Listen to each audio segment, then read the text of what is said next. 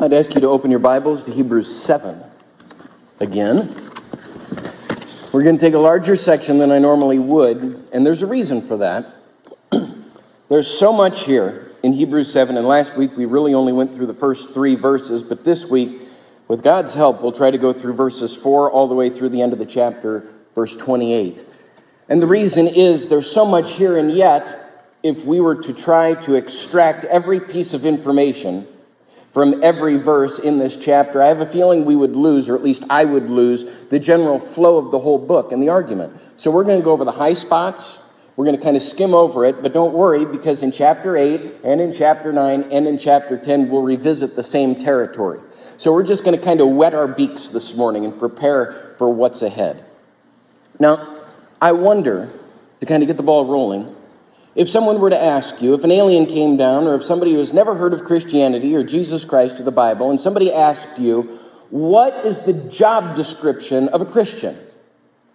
We would probably say things like, well, a Christian is a follower, or a walker, or an obeyer, or a cross carrier, or a prayer warrior, or a worship leader, or a scholar, or a therapist, or an evangelist, or a moral captain. All of these things kind of work their way into our idea of what a Christian is. You can even be theological about it. You can say forgiven. You can say redeemed. You can say justified. All of these things describe what a Christian is. And they're all true. They're all correct ways to sum up Christianity.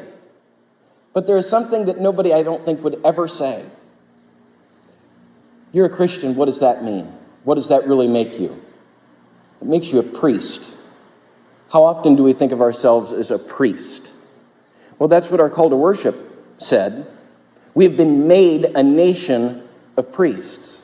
And 1 Peter 2 says that you are a chosen people, a royal priesthood, a holy nation, a people of God's own possession, so that you might proclaim the excellencies of him who has called you out of darkness and into his marvelous light.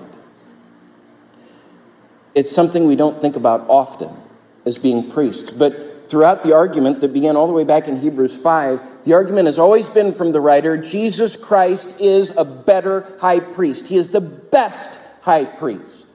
And now, kind of towards the end, as the argument winds down, the author feathers it out a little bit and starts talking about these people called Levites. Well, Levites came from one of Jacob's 12 sons, Levi, ironically enough, named Levi. His descendants were Levites. And that's where the high priest always came from. The high priest always came from this tribe called Levites.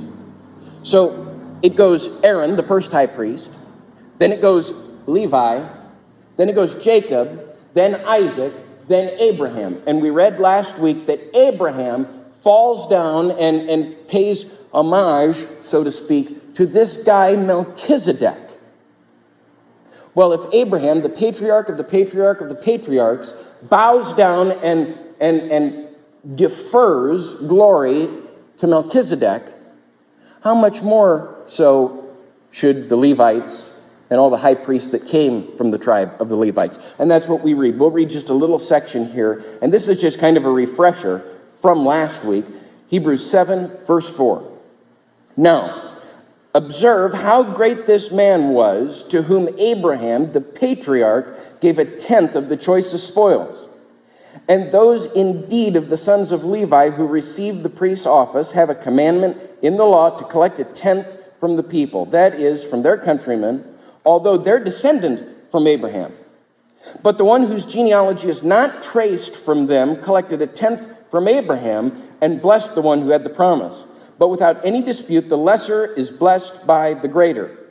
In this case, mortal men receive tithes, but in the case of the one who receives them, of whom it is witnessed that he lives on. And so to speak, through Abraham, even Levi, who received tithes, has paid tithes. For he was still in the loins of his forefather before Melchizedek met him. Basically, let me just boil this all down. Let me summarize it in a nutshell. The high priest came from the tribe of the Levites. And he was the one in the Old Testament, in the temple times, in the tabernacle times, who was in charge of collecting the 10%. The 10% tax or tithe or offering, whatever you want to call it. And yet, he is so inferior that his great-great-great-great-great-great-grandfather paid tithes to somebody else. You remember, type and shadow, Melchizedek, a type or a shadow or a picture of Jesus. And Abraham was a type or a shadow or a picture of the Old Testament priesthood. So basically he's saying, how can this Old Testament priesthood that you Hebrews are still clinging to, how can that be any better than Jesus Christ, who has had his tithes paid to him already by these Old Testament priests? With me so far? It's complicated. I know it's hard to follow, but it won't be as we go on. We are a part of a superior priesthood, and there are 3 reasons for that the writer of Hebrews tells us. Now look at verse 11, and I'm going to give you the first point for why the priesthood that we are a part of today is superior to the priesthood of the Levites back in the Old Testament. Look at verse 11. So, if perfection was through the Levitical priesthood, for on the basis of it the people received the law, what further need is there for another priest to arise according to the order of Melchizedek, and not be designated according to the order of Aaron? For when the priesthood is changed, of necessity there takes place a change of law also, for the one about whom these things are said belongs to another tribe, from which no one has officiated the altar. For it is evident that our Lord was descended from Judah, a tribe with reference to Moses said nothing about concerning the priests. It's clearer still that if another priest arises according to the order and the likeness of Melchizedek, who has become a priest not on the basis of the law of physical requirements, but according to the power of the indestructible life. For it is attested of him, you are a priest forever, according to the order of Melchizedek. Again, we kind of have to just boil this down, because the writer here really goes deeper, not than he should, because he's inspired. He did exactly what he was supposed to do, but it's deeper than what we can kind of grasp. So let me boil it down. Every high priest in the Old Testament came from the tribe of Levi. With me so far? Now, Jesus is designated as the new and better high priest. Here's the problem. The prophecy of Jesus. He is the Lion of the tribe of Judah. And in Numbers, I think it's something like 23, the prophecy about Jesus coming says that a scepter shall rise from Judah. So what tribe was Jesus from? Judah, not Levi. So any Hebrew reading this would say, but there's a problem. How can Jesus be a high priest because he's not from the right tribe? His great-great-great-great-great-great-granddaddy wasn't the right great-great-great-great-granddaddy. So how can this be? And the writer is saying because Melchizedek wasn't from the line and lineage of Levi, so not every high priest has to be. He is, what does it say? He is not a priest, speaking of Jesus, he is not a priest on the basis of the law of physical requirements, but according to an indestructible life. He doesn't need to claim Levitical lineage. He doesn't need to say that my line goes back all the way to so-and-so, and that's why I'm a priest. He doesn't have to say that. You know why? Because he lives forever. Because they killed him, and yet he lives. Indestructible life. So the first reason that our priesthood that we're a part of is superior to the Old Testament priesthood is that we are superior spiritually, not physically. So many interesting things about the Old Testament Levitical priesthood. For instance, some of the requirements, Moses tells Aaron on behalf of God that if you're going to be a priest and if you're going to put up another high priest, that high priest can't have any impairment physically of any kind. He can't be blind, he can't be limp, he can't have a slit nose, he can't have a broken foot, he can't have a broken hand, he can't have a contorted or hunched back, he can't be a dwarf, he can't have a spot in the eye, he can't have a rash or a scab or any conspicuous feature. It's all based on physicality. If you want to be a priest, you have to be a pristine Homo sapien with nothing wrong. It's so Jewish, isn't it? It's so Jewish. Everything is always about the outward appearance. Everything always has to look good. Everything always has to be a whited sepulcher filled with dead men's bones on the inside, but that doesn't matter as long as it looks good. Everything always has to be a clean outward cup, even if it's dirty on the inside, but just so long as it looks good. And that was the Old Testament requirement for priests. It has to look good. It's so Jewish. And it's kind of incredible to think. And here's why. Now, there'll be some board members that roll their eyes that I'm going here again, but that's never stopped me before. Listen to some of the requirements of church leaders. See how this compares with that Leviticus 21 passage that I referenced a minute ago. An overseer, if he desires to hold the office of overseer, then he must be above reproach, the husband of one wife, temperate, self-controlled, respectable, hospitable, skillful in teaching, not overindulging in wine, not a bully, gentle, contentious, free from the love of money. He must manage his household well, children under control, dignified, etc., etc., etc., not a new convert. Same thing with deacons, free from the love of money, not prone to drink much wine, not greedy, etc., etc., etc. Where are the physical requirements? What about the guy that's an amputee? No requirements. No physical requirements to oversee the church. It's totally different than the Old Testament requirements to be a priest. To be a priest, you didn't have to meet any of that stuff. None of it. Who cares? But to be a New Testament priest, yes. Now, I'm not the only priest here. Every single person that is here right now that has been washed in the blood of the crucified one is a priest, or a priestess, if you like. You want to know the requirements to be just a plain old everyday priest? It's even simpler than that. We read it in the call to worship. The new song that is sung around the throne of God is recorded for us. Revelation 5, verse 9. They sang a new song, saying, "Worthy are you to take the scroll and break its seals." Speaking of Jesus, he's the you. "For you were slaughtered," and here are the requirements, "and you purchased people for God with your blood from every tribe, language, people, and nation. And you have made them into a kingdom of priests to our God, and they will reign on all the earth." There's the requirement for entering the New Testament priesthood. Isn't that wonderful? I think of David Miller, and if you've never heard of David Miller, do yourself a favor. Go on YouTube this afternoon and type in David Miller, the glory of Jesus. He was a quadriplegic man who has since gone on to be with the Lord. And he could move about that much just to adjust his power scooter, wheelchair thing. And he would roll himself out, and he would stand there, and he couldn't open a Bible or fiddle with notes, so everything was memorized. And he would recite the passage from memory because he couldn't do this. And he preaches some of the finest, most glorifying sermons. Look him up, David Miller, the glory of Jesus, out of John 1. He wouldn't have been qualified to be an Old Testament priest. But boy, did he meet the qualifications of New Testament priesthood. And if you have been purchased by the blood of the Lamb, you do too. You meet every qualification you need to be a New Testament priest. Let's just move on to the second thing.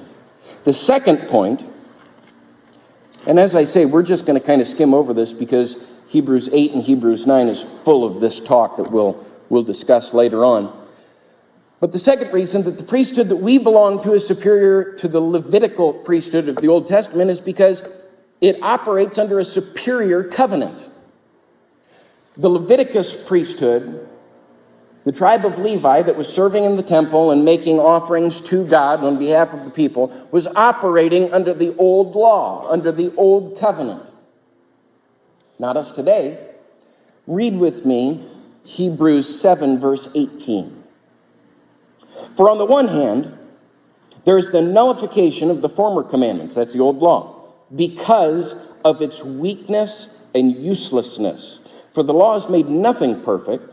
So on the other hand, there is the introduction of a better hope, through which we come near to God. and to the extent that it was not without an oath, for indeed they became priests without an oath. But he with an oath through the one, capital O, who said to him, the Lord has sworn and will not change his mind. You are a priest forever. What is this saying? This is saying that that Old Testament, that Old Covenant, that old law has been done away with completely. It has been canceled. Why? Well, it tells us. Because it is weak and it is unprofitable. It is weak because it could never save anyone. Do you know that no one was ever saved because somebody sacrificed some animal? No one was ever saved. No one was ever made right with God because of that. It was pointing ahead to something else. It, like Melchizedek, was a type or a shadow or a picture of the great one, the great high priest to come. Every sacrifice screamed out, this isn't good enough. This isn't a cleansing, this is a covering. So it had to be done away with. It's unprofitable because, as I say, its only objective was to point forward, to point ahead to Christ. They knew that this could not work. This could not go on forever. But the Jews here, the original readers, were trying to blend things together, weren't they? They liked that old self-righteous sacrificial system. So they wanted to keep that, and they also wanted the grace and the mercy and the forgiveness of the new covenant, of the new sacrifice. So they tried to kind of take both of these things and smash them together and go, we can sacrifice and we can keep the old law, and also we want the forgiveness when we fail. And the writer here says, listen, quit trying to blend these two things together.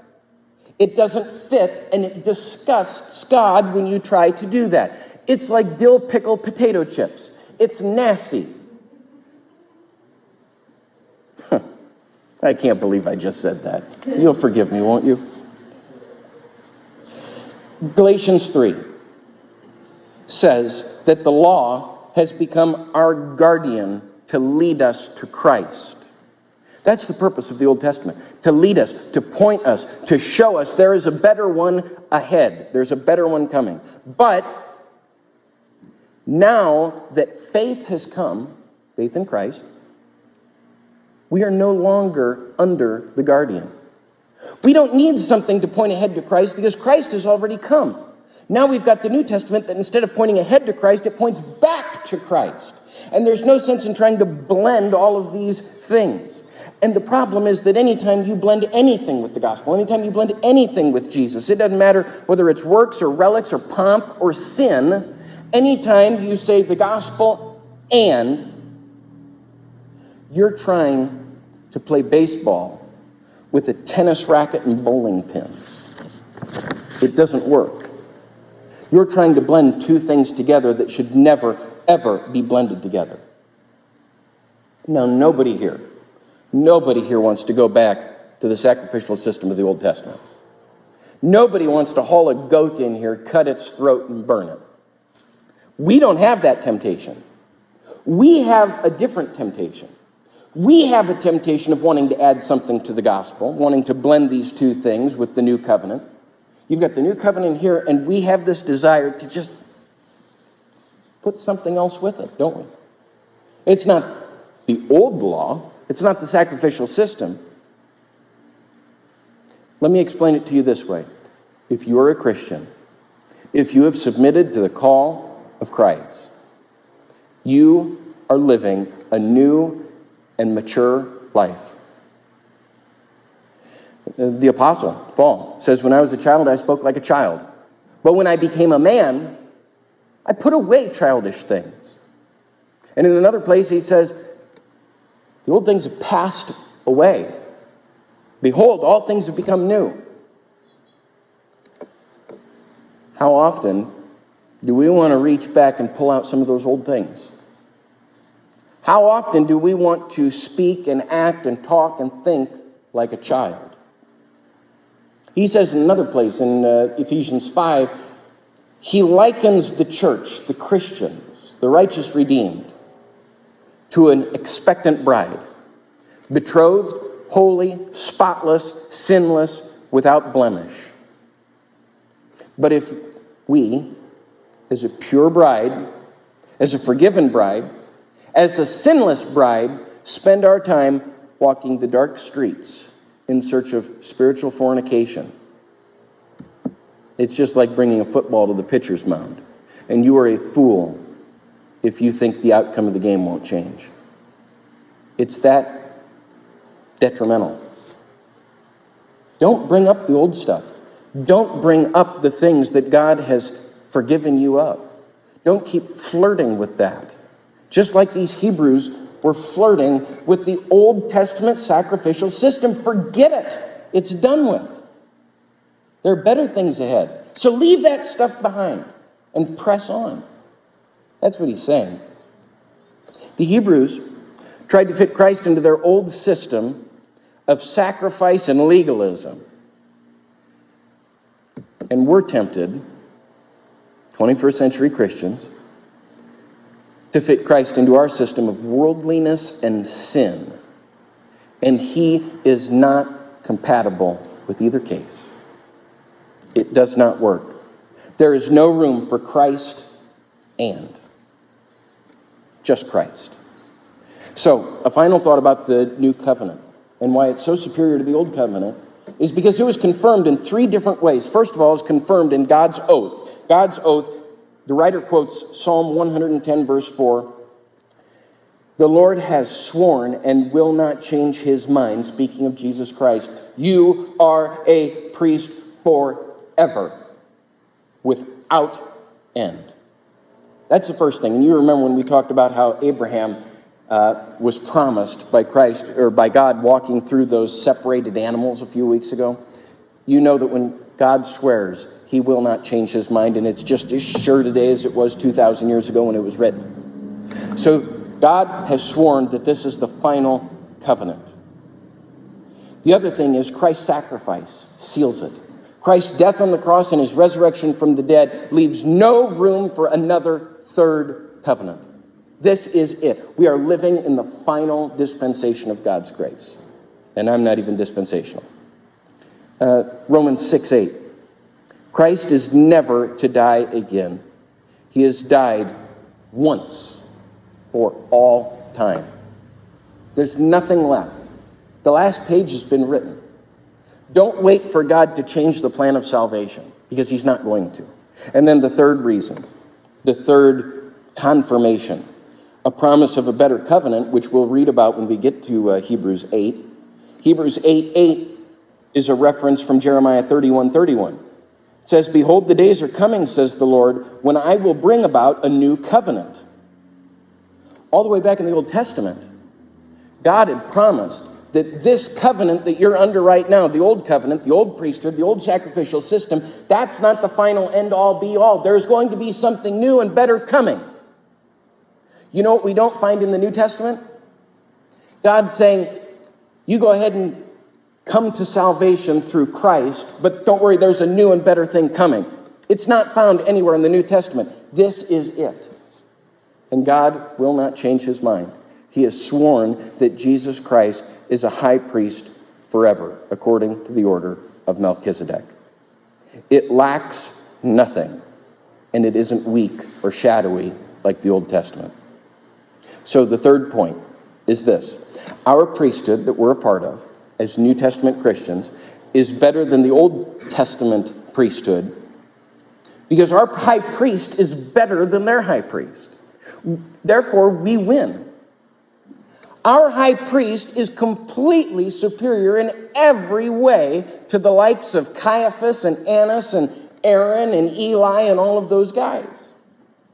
Jesus is superior in every respect. But the writer points out just four things. There's so many more that he could point out, but he points out four. Look at verse 23 of Hebrews 7. The former priest, on one hand, existed in greater numbers because they were prevented by death from continuing. Jesus, on the other hand, because he continues forever, holds his priesthood permanently. The first reason that Christ is superior to the Old Testament priest is because he is singular. The old priests were dying, needing to be replaced. Jesus died, and yet he still lives. And yet the tomb is empty. There is no vacancy in the priesthood now, as there was so many times. Every generation had to seek a new high priest in the Old Testament. Now we have one, once for all, delivered for the saints. The second reason, verse 25, therefore, he is also able to save forevermore those who come to God through him, since he always lives to make intercession for them. The second reason, first reason is he's singular. The second reason is he's saving. The Old Testament sacrifices covered. They covered. They did not forgive. Christ's sacrifice saves. How superior is that? No high priest ever saved anyone. Even the sacrifice that the Old Testament high priest offered up didn't save anyone. So how could the priest himself save everyone? And yet in Christ, we have a high priest that is not only saving and that is not only offering up the sacrifice, but he is the sacrifice, as we will remember in just a few minutes when we partake of the Lord's table. So he's singular and he's saving. Verse 26, for it was fitting for us to have such a high priest, holy, innocent, undefiled, separated from sinners, and exalted above the heavens, who had no daily need, like those high priests, to offer up sacrifices, first for his own sins, and then for the sins of the people. The third thing is he is sinless. Every Old Testament high priest began his day offering a sacrifice for the sins that he himself committed. Jesus never had to offer up a sin sacrifice for himself. He's sinless. What a way to be superior. And that is he is the only person, the only one, the only being that can lay claim to such a title. Sinless. Certainly no Old Testament priest could do that. He's sinless, they were sinning. And then the fourth thing, and the last thing. In the end of verse 27, he did this once for all time when he offered up himself. He is sacrificial. The Old Testament high priests were sacrificing. Jesus Christ was sacrificial. Wow. What a leader we have in our great high priest. And what an incredible priesthood to belong to, that we have such a leader as this. Singular, something a priest never was. Saving, something a priest could never do. Sinless, something a priest could never be. And sacrificial, something a priest could never offer. Because if you can't meet the requirements of sinlessness, singularity, and salvation, what good would you be as a sacrifice? And yet Jesus meets all three so that he might fulfill the fourth.